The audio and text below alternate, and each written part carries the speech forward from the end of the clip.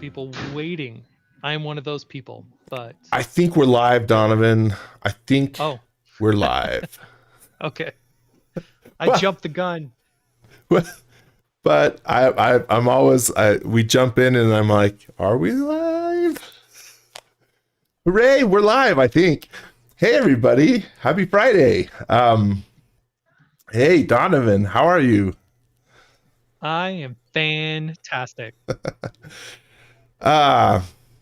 We are set up this week to just kind of talk about some maker, woodworking, other projects. Donovan, I expect to chat a little bit about project you're working on for the next 2 weeks. It's pretty interesting. But in the meantime, we're here. We're going to talk about some wood turning strategies that you might use with SketchUp. So that's kind of what we have in store today. Let us know, please, where you're coming in from. I guess technically we should be introduced. My name is Tyson. I don't do this as much anymore. But I am super thrilled to be back in the driver's seat for a week and joined by our good friend Donovan. Yeah. Speaking of joined from, we got people chiming in from Norway, from Syria, from Vancouver, Washington, from Iceland. Oh man, Nice. all Wow. over. I can't think of Iceland. If you've seen the movie The Secret Life of Walter Mitty, lovely movie. It's definitely one of my favorites. He flies to Iceland kind of on a whim, and there's like one other person on that plane. I mean, I'm sure that's not the case, but it's just the joke they play off in the movie. It's like, oh, there's like 7 people in Iceland, and so we've got one of them. Yeah, we got one. That's awesome. We That's also so got great. people from Facebook coming in from Chile. We got Ooh. people from England, all over. That is amazing. Do you know, way back in the day, we did an event, way back in the day when we were part of Google, down in Chile. And at the time, I did not take the opportunity to go schedule a few extra days and go up to Machu Picchu. And I have regretted it ever since because I've never been back, of course. So, just owning that. Anyway, let's jump in. See what happens if I'm not around for a while. I just get like scattered and like, what are we doing? What's going on? A little bit melancholy. Seize the moment, seize the day. Yeah. Nostalgic and all and stuff. Anyway, so this is a little bit of it's not a little bit, it's a lot of a very niche topic, but I hope that if you don't do any wood turning, there's a couple things that you still might pick up here, because we're going to talk about just kind of planning out, laying out some what's called a chuck, a Longworth chuck, and kind of some planning around that, using the follow me tool to prepare some bowls. We're going to talk strategy around how to create segments for a real bowl. And so we're going to be using SketchUp to kind of, a lot of this stuff, when you, there are tools to do some of these things, but they get very technical, and I don't do math. I'm not a great technical person. I'm a visual person. So we're going to try and do a lot of this stuff visually to solve some of these challenges. So that's what we have in store today. Let me start. I don't know, Donovan. Follow me, just planning some bowls, Longworth check. Where shall we start here? Let's start with the chuck, because before you can wood turn, you need a way to get that piece onto the lathe. So why not talk about your chuck? An excellent point. Although I have to point out, this is the end of the turning. This is like when you're finished with most of the bowl and just finishing it up. Okay, fine. If you want to get technical, I just said I wasn't technical and I got technical, huh? That was Yeah. Okay. Fair enough. All right, so let's start with what this is. A Longworth chuck. When you're turning, you start your bowl blank, and you typically, you can even screw it to the lathe or mount it in a vise, and you'll turn typically often the outside of it, turn it around, clamp it, turn the inside of it, and then the final thing that you want to do is clean up the foot of the bowl, this area here. And so a Longworth chuck, and I'm going to jump back to this because I actually, in preparation for this, I wanted to do it. So I turned one. This is the Longworth chuck. It's two discs that concentrically at the same time pull in. I don't know what to call these, but here I've got a candle and it's green, doesn't show up. That's not great. That's the wrong color to pick for this. Where's example. I don't know what else I have.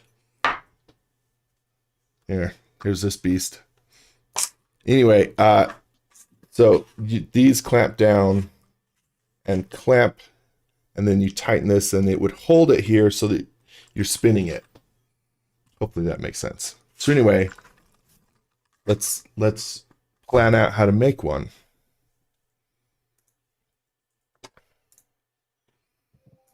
All right, so. And when you say make one, just like make your own, because you made that one. Right. And you may want to make one if you do smaller turnings, and you may want to make a large one if you have a large lathe and want to do larger. You may want to make multiple, or you may want to make one that works for most everything you do. But it's just two identical discs, again, with these curves or lines that, when they're opposite each other, create this, like I say, that concentric movement. So it's a clever setup. So there are videos out there, lots of videos, lots of tools on how to make one. This is how you could approach it. And a typical setup, you would have usually 6 or 8 of these arcs. And so just to be obstinate and different, let's do 7, because it's not typical. And a typical lathe, let's say, has a 12-inch throw, which means from your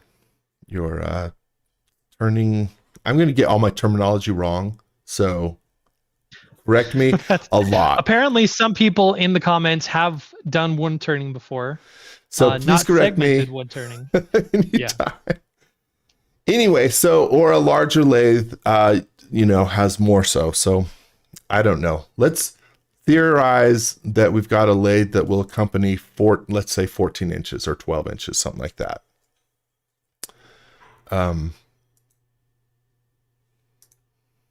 So let's start, and I'm going to turn up my segments to like 48, and then so let's make this 7 inches. So here is our starting point. Now this is, when mounted, this is the maximum distance to the bed of the lathe, and so we might want to bring that in a little bit, at least, 1/4 inch. If this was exactly that distance, then we would. So let's say we bring that in by that much. And then we need to bring it in another, this is a little bit variable, as you'll see, but let's just start with 1 inch and we'll see why. And so we're going to come in here. And while I'm talking through this, please, if you do have some turning, let us know what type of turning you've done or what your experience is. I'm going to make this. Saying, did Tyson 3D print that chuck? And if so, is it really strong enough to use on a lathe? I did 3D print it, and I only 3D printed it this week. So here, I'll give you one small tangent. Not only did I 3D print it, because I'm kind of excited about this, I printed it with the actual threads to match my lathe. So I can spin this right on and turn. And this is pretty thick. I think it will work, especially for small boxes and small bowls. But did you print it with PLA or ABS? PETG. Oh, PETG, really? Okay. Yeah, that's my go-to. And so it should be, but I haven't actually field tested it yet. But it should be, if I'm not, putting massive strain on it. And quick side note, because I did 3D print it, Donovan asked the question immediately because I printed it with threads, and he's like, well, how many times did you have to print the threads to get them right? Test print them? The answer is 4. Yeah. Yes, because that is the right question, is how many test prints. So when you varied the threads, when you were testing the threads, was it about the distance, or was it more about like the initial insert when you start threading it on being in the right place? Or for me, the biggest thing was getting the printable, getting the thread printing offset for, because if you print it exactly to match the threads, it's too tight. It won't go on. And so it was getting that right sort of like, because I had the threads pretty right from the start, yeah. And by the way, tangent, if that's something that we want to explore a little bit later, happy to do so, because that'll be a total tangent. But I know threads is one of those things that's kind of tricky to do. And I totally cheated and used an outside tool to do it. But happy to show it. It's all right. So Kegi is asking, once you test it, would you put the files up somewhere? Sure. I will. I'd be happy to. Man, Donovan, will you remind me? Because I will be happy to. I just forget, and then I don't ever do it. Yeah. Okay, so as we move forward, this is.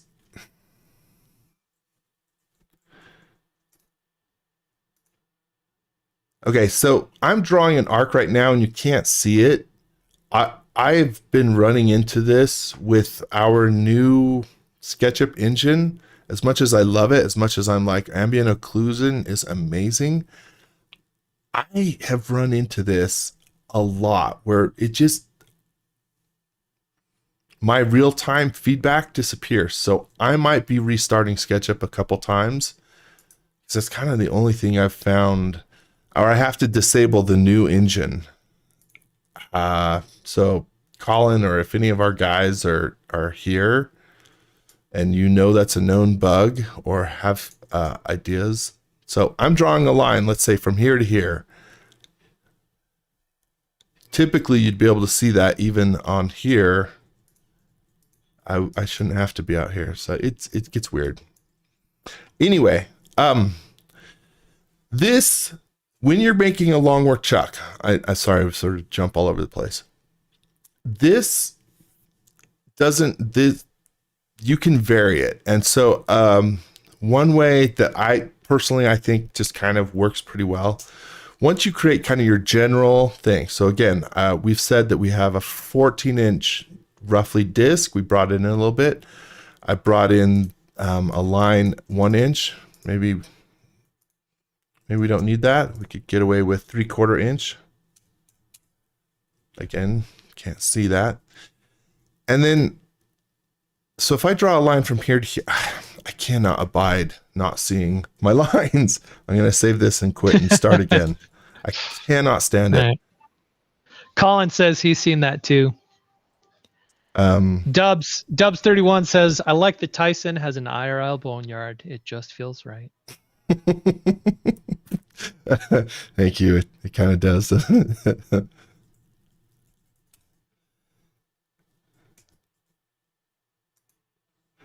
There's my other, okay. Let's see if we can quickly get back. We'll probably have to do that a few times. I run into this frequently.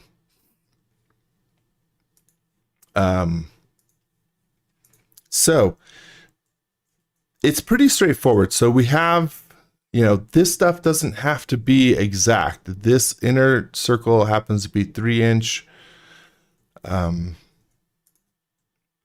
inch radius, 3-inch diameter. Quitting did not solve the problem. Keggy says we can see the lines. You can see the arc in real time when I draw from here to here. I mean, you can see it after it's drawn. We should be able to see it while it's being drawn. That's okay. I'm gonna go use the classic engine, and hopefully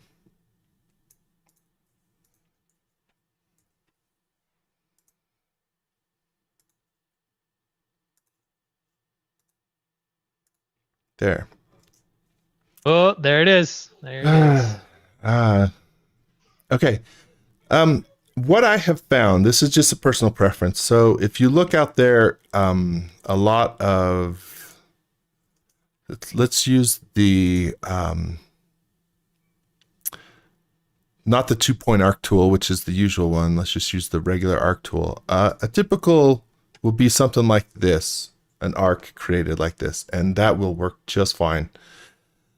So you sort of work somewhere in the middle here and then work up to the side. And the point of this is to establish where you're going to take your hand router and route these out, like if you're creating it by hand. Or if we were to draw this for a CNC, that too. This, again, doesn't have to be exact. I tend to move a little farther away than the halfway point, and I'm doing this to create a bit of a shallower arc.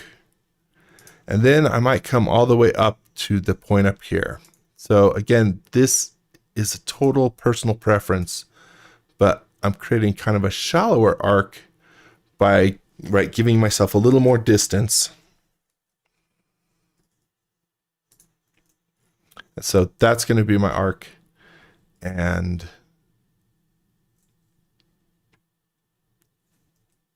is that because you've used that style of chuck with a shallower of arc before and you prefer it over other ones, or I don't know. are you just talking about in modeling? I'm just talking about and again, if anyone has, I don't think there's really any problem. It's not that much difference, right? If I were to create this one, it's very similar. So to me, I tend to think, okay, we're going to have less, like the tighter the curve, the more you possibly create a little more resistance when tightening it back and forth. But I actually don't know how much that's true.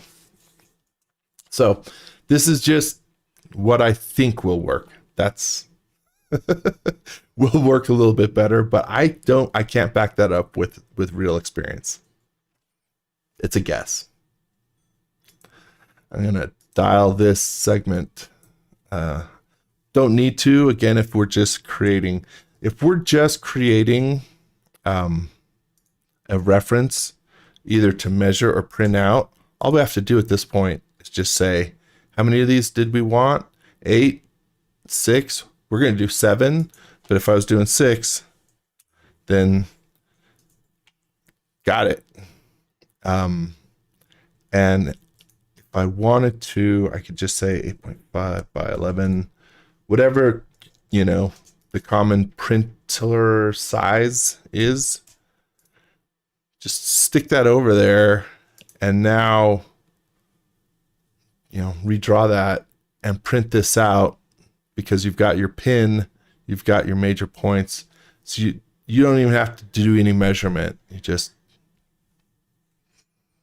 got your points, use your router to cut those out.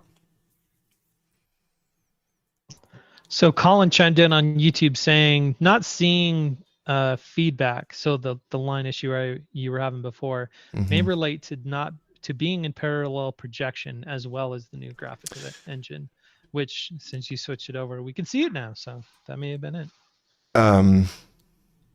That I will confirm, Colin, that is when I tend to see it. So, which is still weird to me that the old engine worked, this one.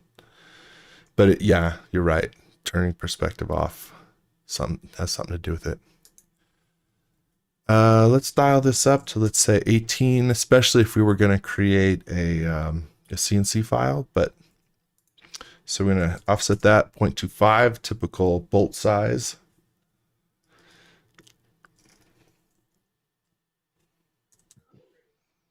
Dave is asking, would it be helpful to use a multiple of 7 for the circles since you're making 7 slots?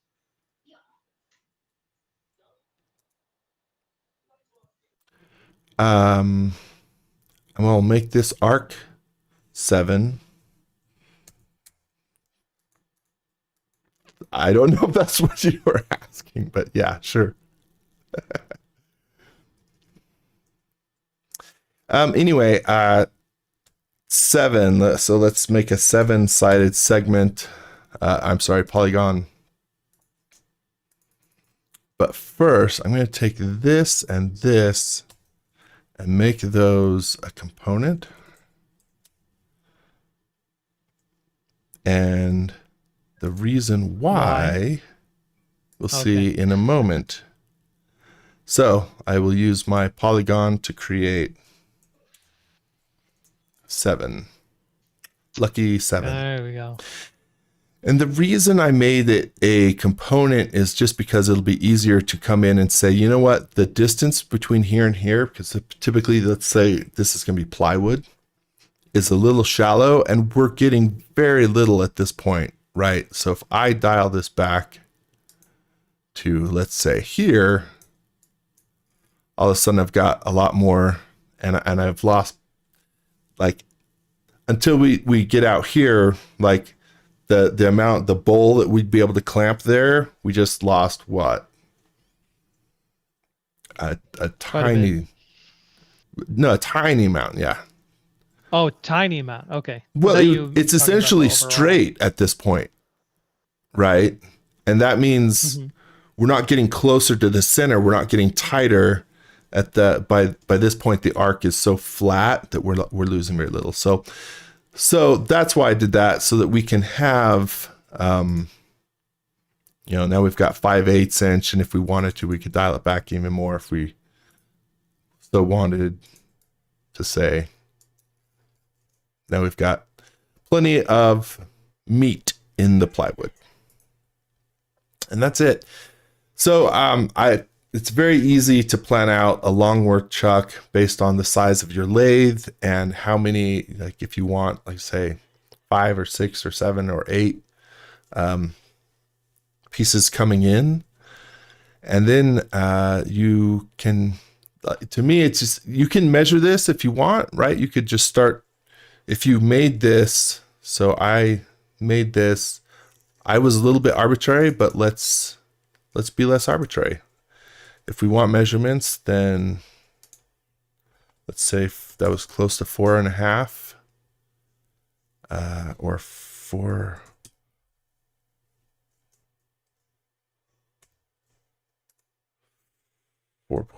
4.25. And so let's move that there, and then we'd have that exactly. Now that slightly changes our arc, but not enough that it's going to be a problem. Anyway. If there's so questions, did you 3D print thoughts, multiple iterations of the chuck itself, or just the threads, or were you able to get the design that you wanted in your first go, and it worked out in the way that you were thinking that it was going to work out, or did you have to make any kind of alterations with that one that you designed and then 3D printed? This one worked first time, but I did print these threads. I printed, just a small portion of threads about 4 times to get it close. And honestly, it still was really tight, and I've had to kind of crank it on to clear it out a little bit. Because I haven't got it super dialed in where, like, right off the printer, it would just smoothly work.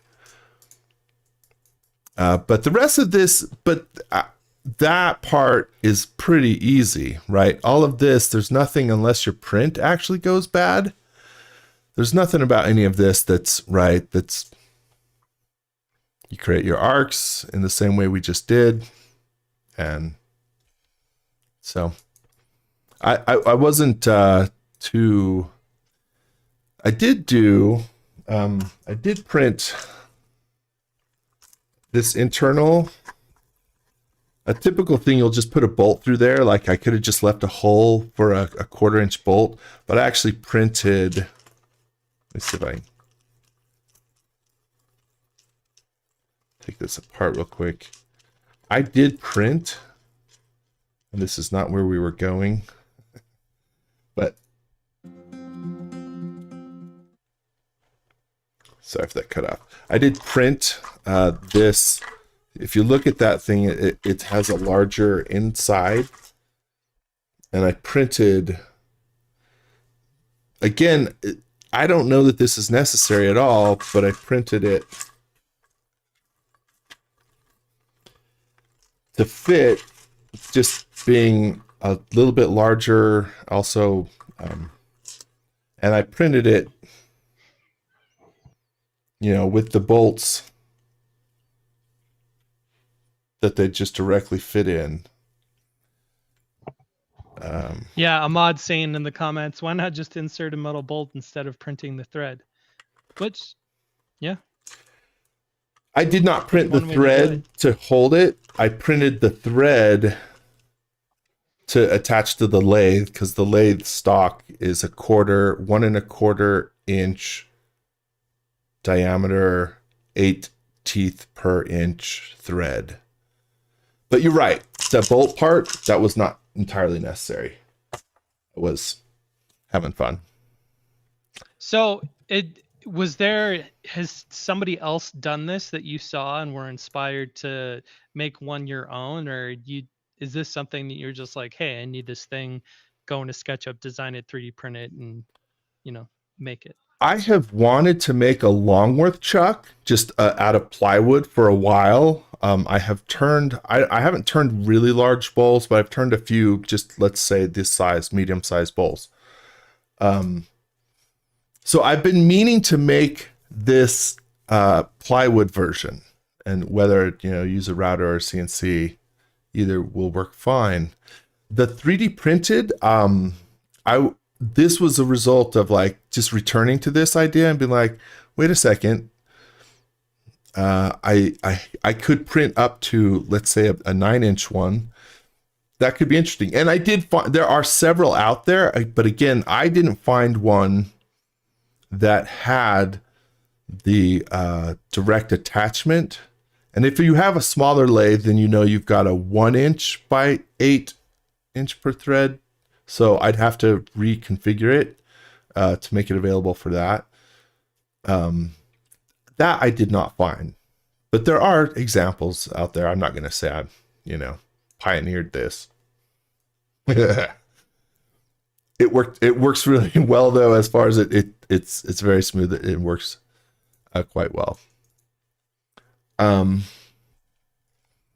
happy to talk about that or any of this more, but we can also move on into planning out segments for your bowls. How's that sound? Nice. Happy to come Sounds back good. to this. I did find I should make these files, throw them up somewhere. I would like to get that thread dialed in a little more though, because it's still really tight right off the printer. It needs. Okay, so this part, we'll do a quick review, but if there's anybody out there, if you're fairly new to SketchUp, this may be new to you, but I know for many of you, you're familiar with the Follow Me tool, so we'll kind of brush past this quickly. But in general, if you're just planning for like what type of bowl to create, because segmented, you get to create the shape yourself, right? You don't, whatever you want it to be. So again, let's just say we've got a standard kind of medium-sized lathe that has a throw of 12 inches. So I'm going to say actually 6 inches.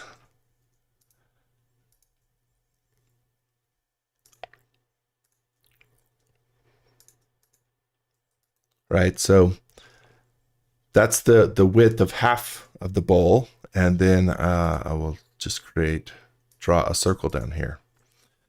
I like to default as 24 segments just for this purpose. I like to turn that up a bit.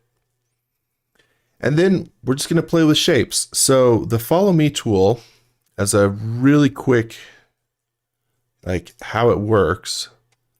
So let's say we bring this up a 1/4 of an inch, and then, oh, I'm still have 7 sides.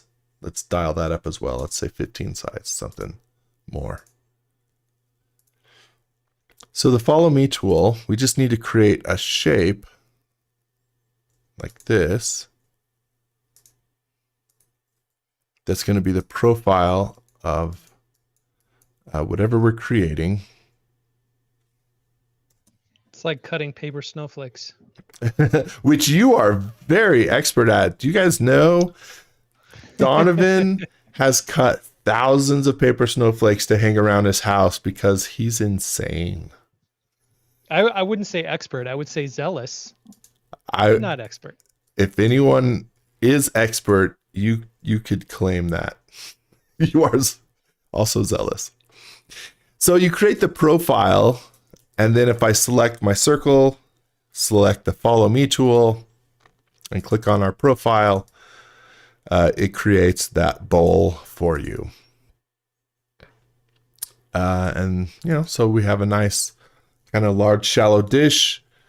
This would be full 12 inches, so it would certainly max out. You might want to be a little careful and say, I need to dial that back a little bit just so that it fits a little bit safely, and then, but whatever. And the point of this, of course, is that we could have left that, but if we just copy our setup here a couple times, and we say, okay, well, what if we wanted to create instead a vase of sorts?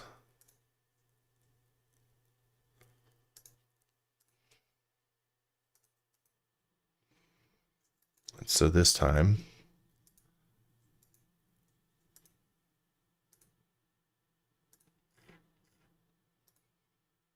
you make it look so easy.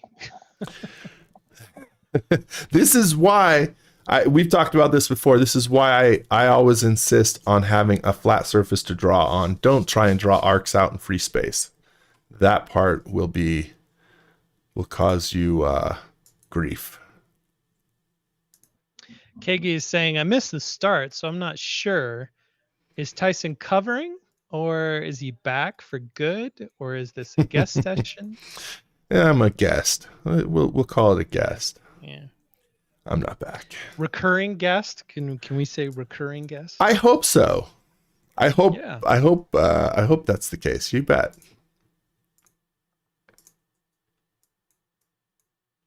Thanks, Keggy.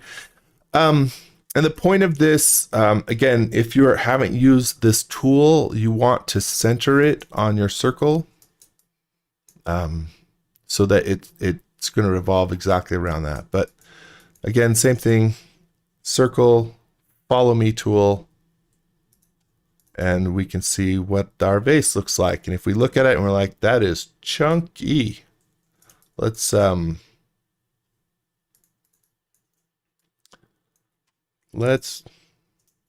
let's bring it in a little more.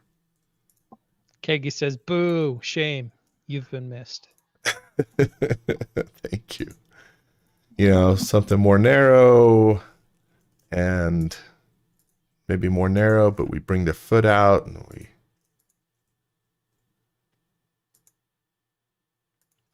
right. So this part's self-explanatory, I think. Create a shape that you like. So once you've done that, once we get that, then we're going to go and plan our segments. Let's say, let's create a vase. Let's make a bowl kind of like this, where it's narrow and then spreads out a little bit taller. Let's see.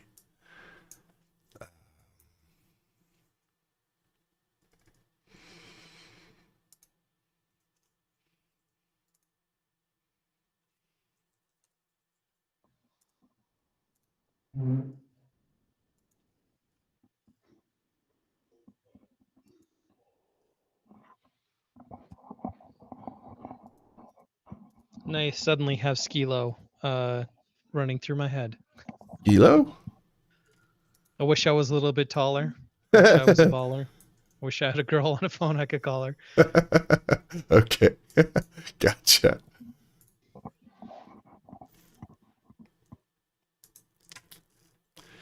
I don't think this one's going to be great. I might redo this.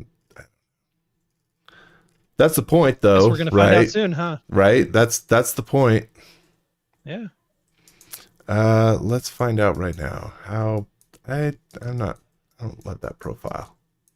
So why the lip on the bottom? Is the lip like part of the lathe process? It doesn't have to be, but yes, it is. We don't have to have a lip. We can get around. We can get. We don't have to. I've just been putting it since I started with one. I was curious. I've had one experience using a lathe back when I made the pirate ship cannon serial shooter for my kids, and that was the only time in my life I've ever used a lathe. So this is a world beyond my experience. Well, I hope it won't be the only time, but oh no, of course not. Of course not. I just need to get over my own fear because I'm terrified of lathes. Well, so once I get over that, I'll be okay. Let's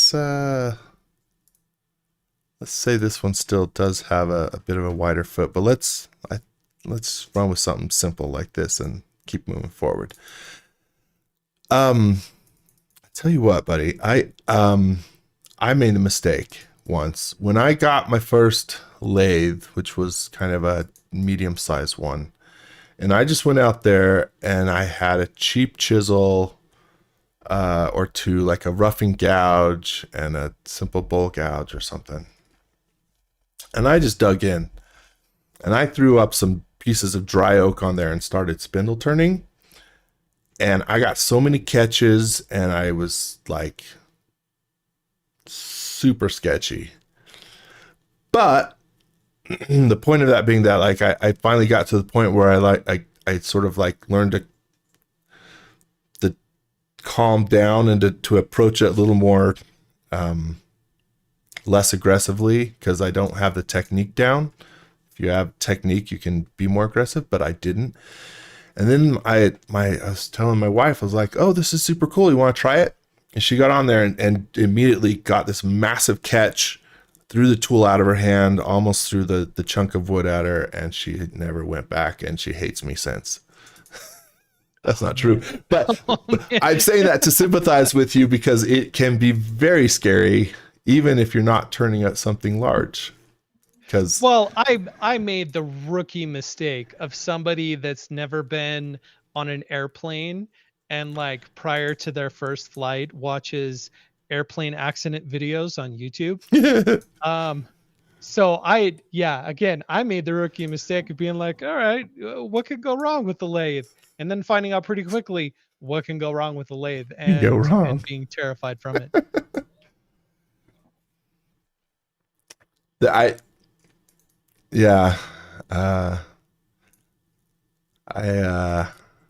only ever chucked up so big. I've got some bigger pieces that I'm still a little pretty nervous to put up and spin up on it. So I hear you. Okay, so when we're gonna plan for segments, this I would, by all means, please, if you've done segmented turning or if you have other ideas, this is the methodology that I sort of kind of came up with. And I hope to explain, like, the idea of it's really easy, right? You could say, what's the big deal? I'm going to make 12 segments. I'm going to make 12. I'll use 12 as my segments. I do this. I offset it.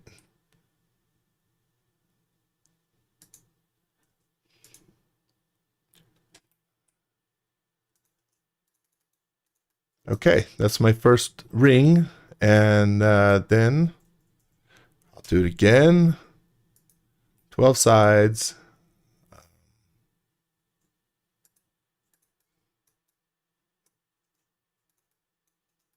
Offset that. And you could kind of brute force it. Brute force your way through it. Let's see if I hide this. Etc. etc. And then my next ring segment, blah blah blah.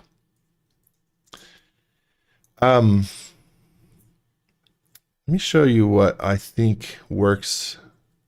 I think works better as far as like more predictable results.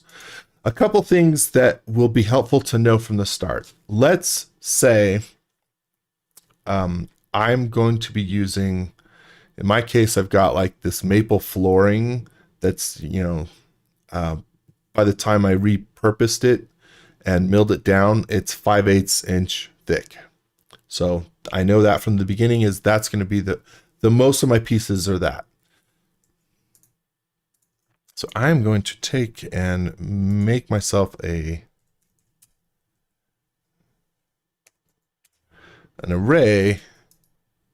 And let me select that, group it, and that's just going to help be a reference for me. Peter chimed in and said, it's very healthy to be scared of lathes. Thank you. One must have an extreme respect for the inherent dangers of operating a lathe. Approach with caution, but they can be very useful.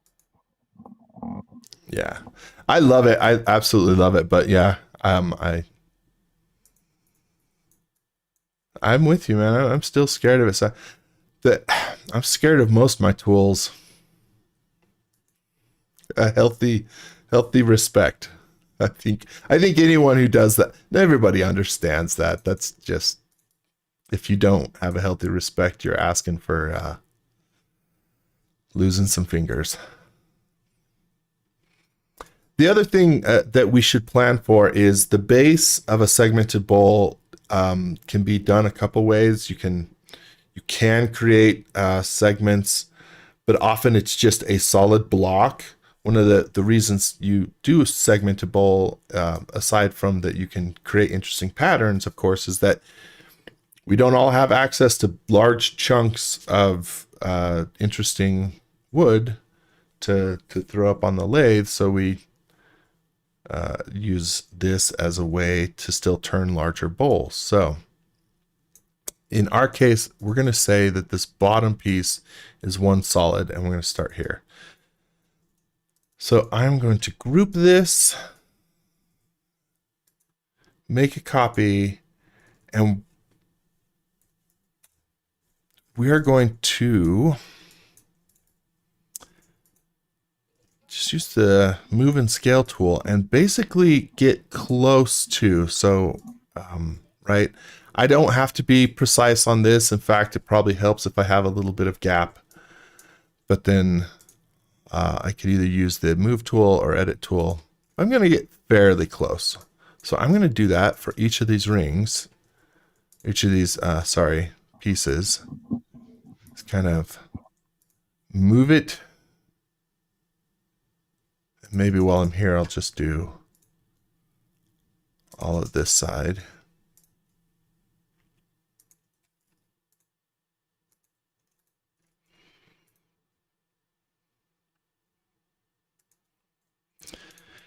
Then again, I could use the move tool, but it's just easier for me for this to simply use the scale tool. Scale these back. To each their own, right? To each their own. By all means. Kegi said, I've seen Tyson's channel and he isn't scared of his tools. He's the master of them. And he needs to post more videos. I disagree slightly with the first premise. I agree with the second premise. Yeah, I would agree with that second premise too. Thank you for the kind words. Okay. Mom says maybe you can post a video using your new woodchuck. I should. I know. Yes, let me share something a little personal. I am super highly critical. I will create a video and then I will hate it and I will never post it. And I know that's completely nonsense, but it's just, and then I'm like, it's the wrong music. I will find 1,001 excuses to not do it because it's just personality defect. Well, not a good one. If I have any comments on your future videos, I would just request that your wife narrates them because that would be amazing. I will share. First of all, I'm going to use 15 segments. Quick side note. I'm going to come back to that comment, Donovan, because I agree with it. Don't want to leave that one hanging, huh? I don't. A typical, you will often see, let's say 8, 12-sided, even numbers, or segments that make for easy angles. And again, in the interest of why would we do this process, I'm going to use 15 segments because 15 is not a common number or a nice, easy angle to cut, but we're going to do it because I think SketchUp will make it viable. So I am going to use a polygon and turn it to 15 sides. And then I'm going to talk about how Donovan is correct. I had a video that was kind of... Tyson is showing us his visual integral calculus. Yeah. Because calculus scares me more than all my woodworking tools. Good grief. So when you use the polygon tool, right, we can create, and this is going to be important, let me dial this back to 8 sides so we can see this. We can create an inscribed or a circumscribed polygon.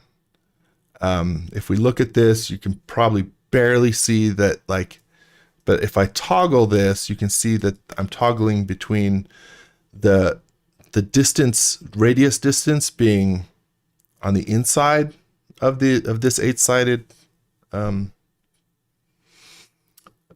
octagon versus outside. We need to pick one that we're going to stick with. And I am going to choose the standard. Either could work, but I'm going to choose the standard inscribed. I'll show you why in a moment. Anyway, to finish up what Donovan was saying, I made a joke video once where my wife narrated it, and she was making all the sound effects and being like, "Oh, I'm cutting wood, ha ha ha, weirdly." And she's like, "Oh," because I'd walk over, with a bundle of boards. Hey, look at all my sticks. Let me use this tool. I don't know what it's called. Pew pew pew. Yeah, exactly. It actually was way better than any narration I've ever done.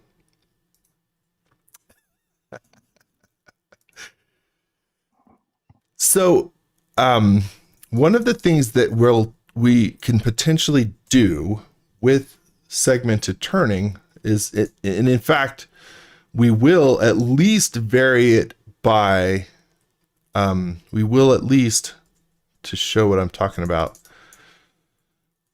want to do this, where we're varying our joints, overlapping them, which is going to make it stronger and more interesting. And then that pattern, we can create different pattern by saying, do we want to make this so that it just, it's in the middle of the last bunch of segments, or that it's slightly, etc. But I bring that up to say that depending on how deep we make this segment,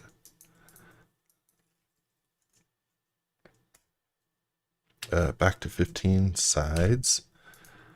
If I don't make this deep enough, when I make it our appropriate, you can see we'd be missing some of our bowl here because it doesn't fully encapsulate. And so all of a sudden we can't create our full bowl with this. So we have to make each of these rings large enough. I think that seems, well, of course we do. So that's one. Yeah, I keep looking at this and thinking, I don't know if I trust the angle guide on my miter saw enough to want to cut out all of those pieces, because whew. I don't either. So we're going to talk about what I would suggest for getting accurate cuts. But as we progress, yeah, we'll get there. As we progress through this, here's what I have found. Okay, so again, I've got to use the same. I can't switch from inscribed to circumscribed mid. Right, that doesn't create the right. That creates weird segments here. So I've got to pick one, and I picked inscribed. I think. So I'm sticking to that. What I found is, like, even though I created this and I say, oh yeah, see, I've got enough room here.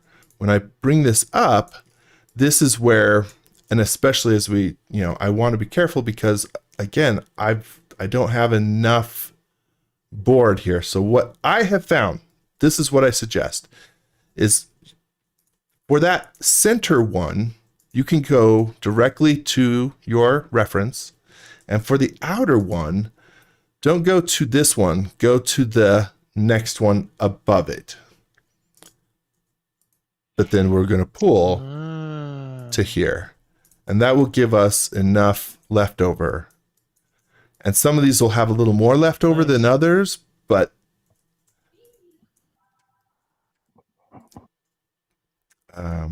that should, right? Inside we're okay. Outside, we're going to come reference the one above it. And we have plenty to work with. So Peter on YouTube says the dimensions of hexagonal nuts and bolt heads are taken across the flat sides.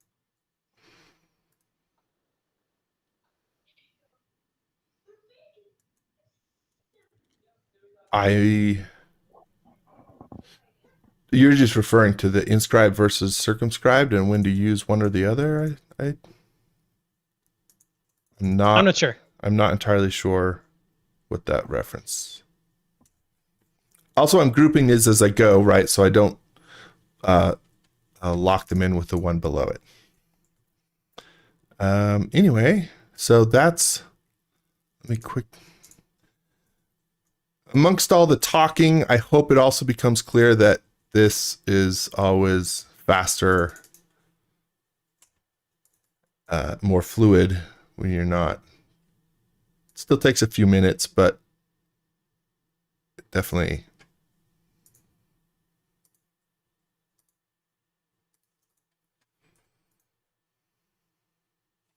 Oops. I left a few inside. So that, and we can see up here, that last one, I didn't have one above it to reference. So, and it's not going to quite cover our bowl. So I need to redo that one and make it a little bit more. So that was my reference. I'm just going to, and that will cover it.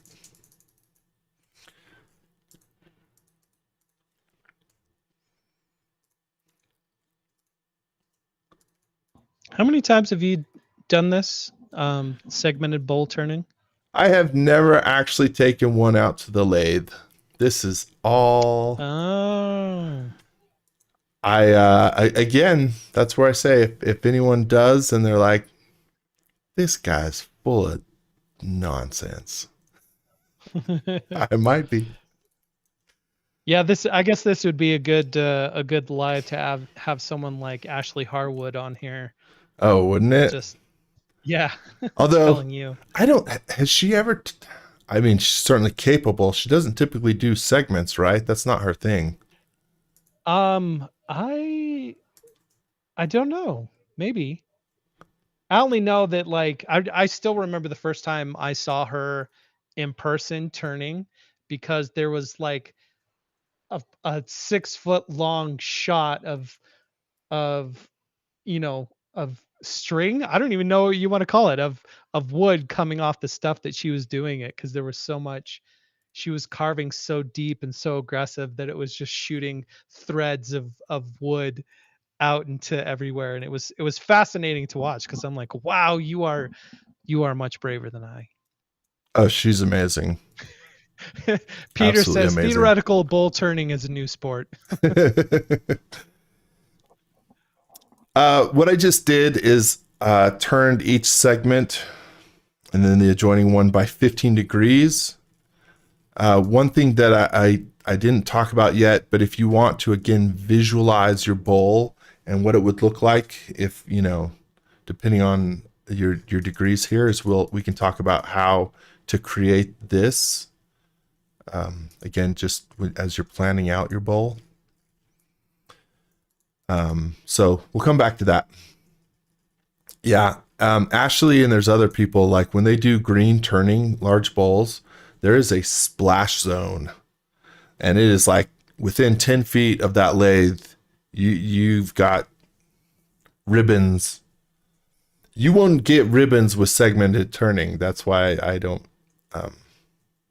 Ribbons. That's a good. Yeah, that's the name for them. Ribbons. Yeah, it's impressive. It's absolutely impressive.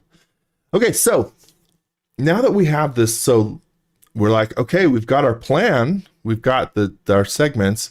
How are we going to cut it? So let's take a few pieces here and plan it out. Now, another thing that we could do is say, this is going to be kind of random, right? This board is roughly 1.5, but if we turned our tolerance, what I've got up here, and say, what's our display precision? We turn that up. This is going to be some weird 1 in 17/32 and this one is right. None of these are going to be a nice friendly distance, and they'd be more friendly. Let's not, if it was just millimeters and it was just 72 millimeters or close enough, but we're dealing with, hack that argument out. So, again, visually, one of the things we can do is just print this out and have a direct reference rather than measurements. Also, we could come in here, and if I had made each of these components, which I easily could, but I could come in here and say, I know that this is long enough, and at this point I'm going to so what is this? Let's dial this back down, 1.5. So if I say, let's make that 1.5, is that just on the inside, just on the outside? And we probably have enough to make it, but if we want to be careful, then I could say 1 5/8, and then I have a nice, right? So make all of your segments nice and tidy if you want to. Transom says that looks kind of like the concrete blocks that we were setting this morning. Building a 3-foot high by 54-foot long retaining wall. Ooh, that's a lot of blocks. Good luck. I hope you weren't hauling all those personally. And if you were, good on you. All right. So we just need one of these for this ring segment, and we're going to do this each time. So let's copy that. And let's make this, I'm just aligning it with the axis to play nice. So group that or make it a component. We should, if we make it a component, then I can be like, this is second ring segment. Then we know, because we definitely want to keep track of which is which. But the point of this is, and this goes back to what you're talking about, Don, when we were like, man, I do not trust my, I certainly don't trust my miter saw, and how am I supposed to figure out how to cut these? Well, if segmented turning is one of those things you do, I'm gonna grab this and jump back here. This is just a rough approximation of what is commonly a segment cutting jig. What's it called? A wedge. Yeah, jig. Yeah, a wedge jig.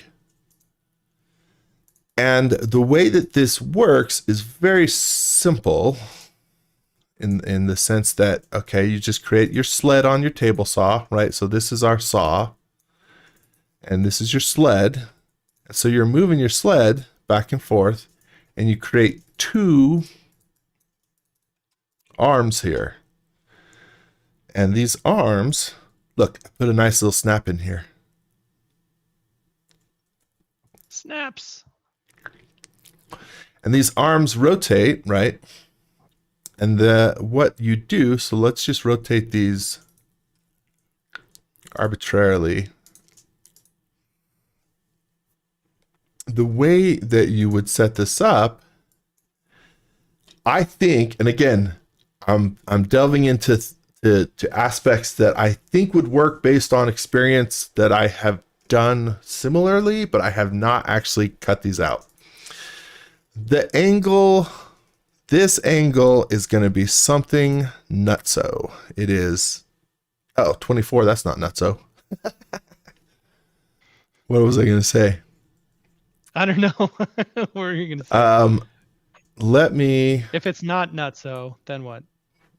Well, or if it is not so. If it was not so. I still think it is. I just think we need to say display precision. Let's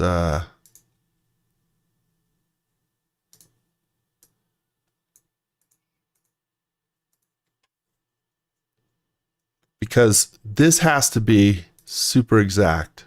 Nope, it is 24. I thought it'd be different. Did I? Well, you're just too good. Well,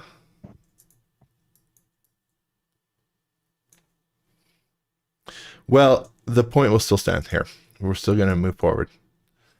Whatever you've chosen, I mean, either way, you probably don't have offhand a template that will tell you what 24 inches is, right?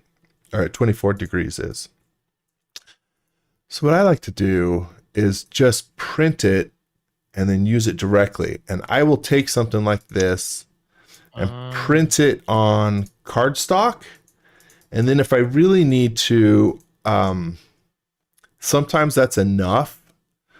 But otherwise, just put it on some cardboard essentially. Get your cereal box, print out on regular printer paper, spray adhesive or glue stick it to that, and then you have something that has a little bit of rigidity and enough size. All right, so then you have something that's very thin but still enough for what we need.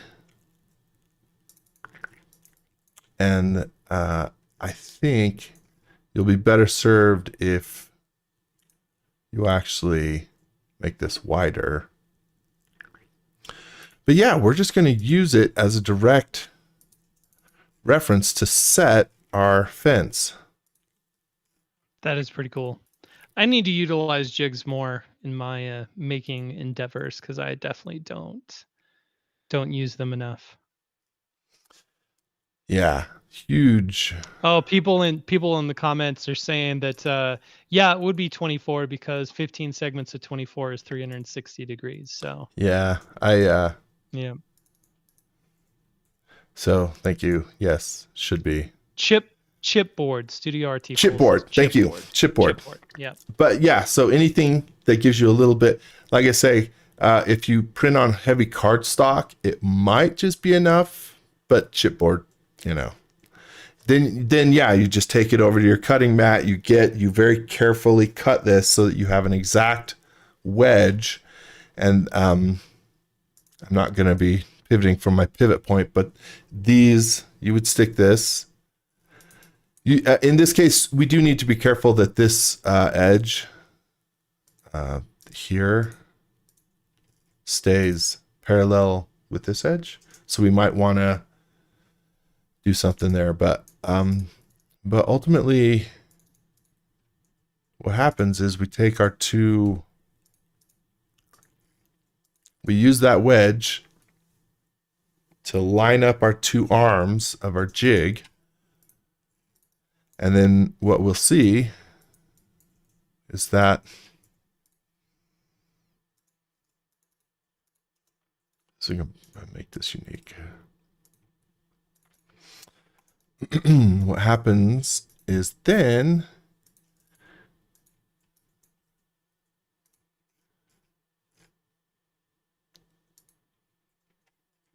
when we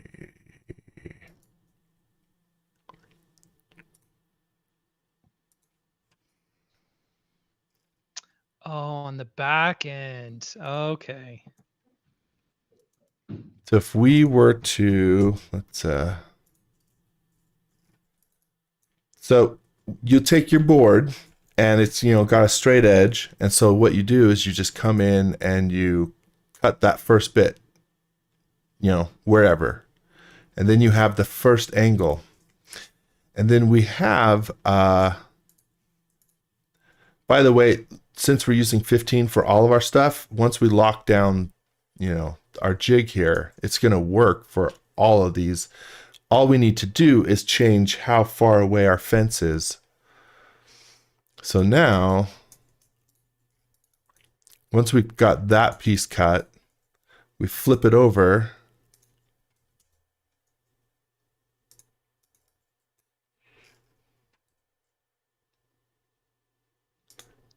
That's genius. Well, I didn't invent this jig, but I think that, like, I've seen, you can, I just think like this is just a really easy way to get what's got to be really, really close. And then once you put all your segments together, if there's a tiny gap, like towards the center or toward the end, then you could micro adjust your fences. But I just think, like, why this should be a really easy way to start. What was I saying? Do you have this jig by chance, or is it theoretical too?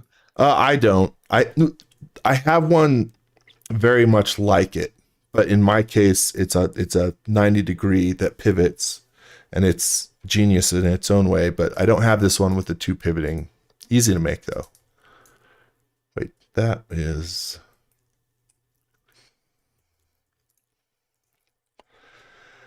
In this case, this one you'd have to dial in a little bit, right? But essentially, you have your fence, and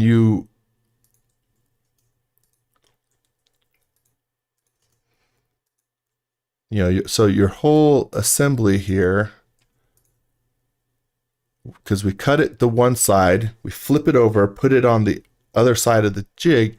So all we need is a stop block here at the right distance. And this is where, again, our cutout of this wedge is going to get us very close. And, granted, this may take a little bit to dial in, but our cutout is going to get us very close. And so then we lock it in and we create all our wedges. That is fantastic. Cut one side, flip it, cut the other side. And no angles, no writing down numbers. We're just taking stuff directly from whatever we chose, which could include the board width, because we're like, all right, this is my width of my board.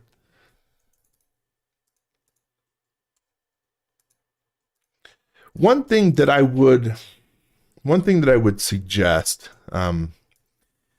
if you've ever, let's say, again, we've got our letter size paper, which is the typical paper here in the US. If you've ever printed on paper and you're trying to print super accurately, I would suggest just create for yourself a little. Then when I print this page out with my wedge here and other wedges, and I've got all of my segments, I'm going to take a quick ruler, throw it up against my paper, and make sure that it printed at exactly the right scale. And if it didn't, if it's a little small or big, then in the printer settings, I might dial it, be like print at 100.05 scale if it needs to be, right? Just make sure that you're getting one-to-one accuracy in your printing. Yeah, because it's not always that way. It's not. Keggy said, don't forget to allow for blade girth. Exactly. And don't worry, Keggy, I won't ask you how you know. I trust we all know. That, yeah, because, right, like, this has to allow for a typical, around here, 1/8 inch blade kerf. But you're right, because that's not exact. So you can use this as your guide, set it up, cut one piece, measure it against your printed 100 accurate guide, and carry on. I fully do plan to make this. I just haven't done it. I've done things similar. It should work. I really like printing out direct jigs, direct reference, scale reference, because you can just cut it right on the line, get really accurate. At least for me, because I'm not, engineer accurate. It works. Let me know if there's questions on that. Let's do a quick look at how you could plan a bowl and what the segments might look at. But otherwise, that's what I got. It's just this idea of, again, not rocket science, that you use polygons. Are you using 12 segments? Are you using 16 segments? Use that polygon, and then just make sure that you are giving yourself enough width to cover the bowl. Because where'd my bowl go? Because I found that, again, whether on the inside or outside, you can get cases where you think you've got enough to cover the bowl, then find out you don't.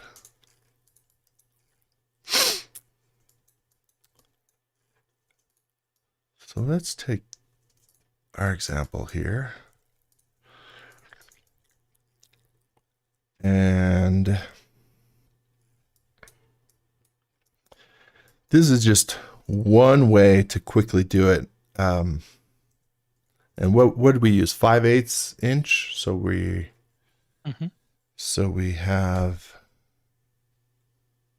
and 15 segments. So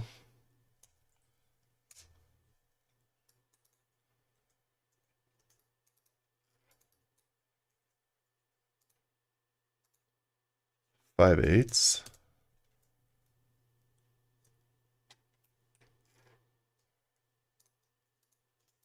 I'm going to make this component 2. Studio RT Cool says, I sometimes print full scale details and then cut them out and bring them to construction sites for a good test fit. Full scale as in like plotter full scale? Do elaborate, because that could be, yeah, very cool. Man, what a handle. How smart is Studio RT Cool? Like, you can't say that without picturing Snoopy Brown with like sunglasses or something, right? Mr. Cool. And then Peter said 5/8 inch equals, oh my gosh, 15.875 millimeters. Yeah. Okay, so we've created a quick, simple grid. I'm sure you can see where I'm going with this. I'm going to copy this up a couple times. And then quickly, if I use the move tool, because I was doing 15 degrees on each of these. So I could use the rotate tool and just rotate it 15 degrees. Then select the next one, or hopefully I can use the move tool and, oh, I must have turned off my snaps. I did. Oops. Yeah, that'd do it. That would do it. Enable angle snapping. Style that back. That would do it. Okay. Move tool. Grab the next one. Move tool. Grab the next one. I'm getting confused at which one's the next one.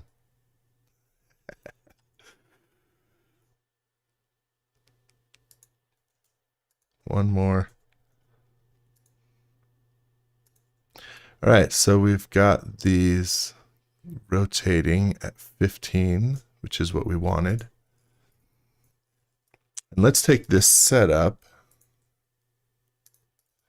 But like I say, should be pretty obvious where I'm going from here. I need to find the center of this bowl, which I can quickly go to the top view. Because when you use the follow me tool, I'm sure most of you know, you lose the ability to find the center of a circle. So I just need to find the topmost, and then I'm gonna, that looks right. So that's my center. But the other thing that's really nice is if I select just 2 points on here, in fact, any 2 segments, and go to Chris Fulmer, Arc Center Point Finder, and it creates a center. So you just select 2 segments of any arc and run Chris Fulmer's tool, and it'll point you to the center. So that's also a really nice way to find the center fast. All right. Let's move this into place.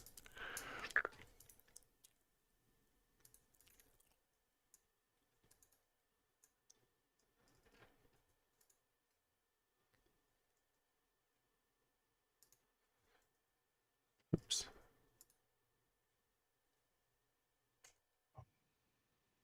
And that is totally something you would find at IKEA. Let's say the base, we didn't measure the base of it originally. Let's say the base of it's like 3/4 inch or 0.5 or 5/8 like we had. Whatever. Anyway, it does look like something, right? Like it'd be a lamp at IKEA, something like that. Yeah. It'd be called like Schlampufa or something. Yeah. Like that.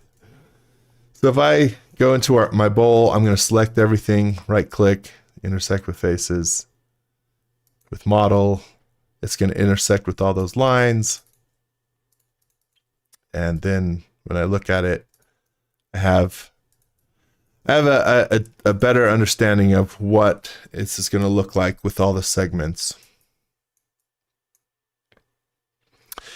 One of the things that you can do with turning, so let's say, I should make this unique, but I want to just show another thing that we could do with this. Let's say,